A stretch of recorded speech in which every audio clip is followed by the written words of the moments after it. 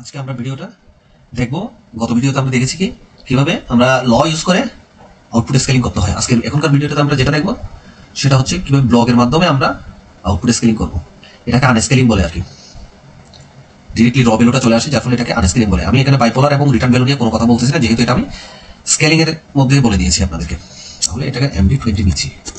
আমি একটা ভ্যালু নিলাম MD20 100.0 0.0 0.0, এখানে MW 30, এটা চলে আসবে কি MW 40, MW দিব না, আমি এটাকে আমার আউটপুটটাই অ্যাড্রেসিংটা দিই। আমার আউটপুট অ্যাড্রেসিং কি আছে 272 মনে হয়, 272 280, ওকে।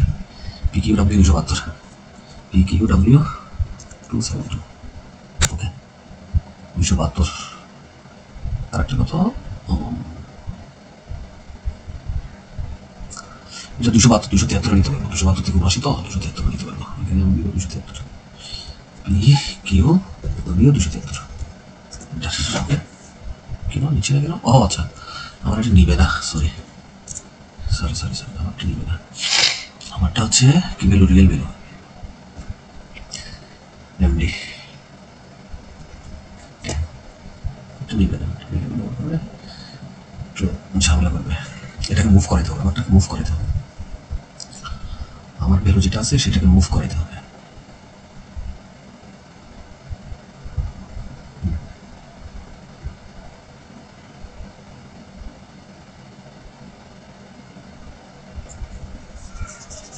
যেটা আছে এটা তো ইন্টিজার ভ্যালু তো ডিরেক্টলি আমারটাকে মুভ করে দিতে হবে। কারণ আমার ইন্টিজার করার টিআই থেকে ইন্টিজার করার কোনো সুযোগ নেই আমার এখানে, যার কারণে আমি করতে পারছি না।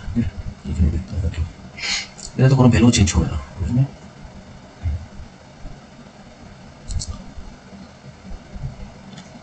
MD20 এখানে শুধু দেখা যাবে না, PQW তো দেখা যাবে না, কিন্তু আমার এটা যে কাজ করতেছে সেটা বোঝা যাবে আর কি। আবার ভুল করলাম, কি ভুল করলাম, দশমিকটা দিলে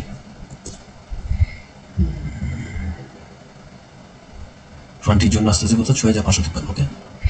এটা কাজ করতেছে পুরো গ্রিন কালার হয়ে গেছে, এটা কাজ করতে পুরো গ্রিন কালার হয়ে গেছে।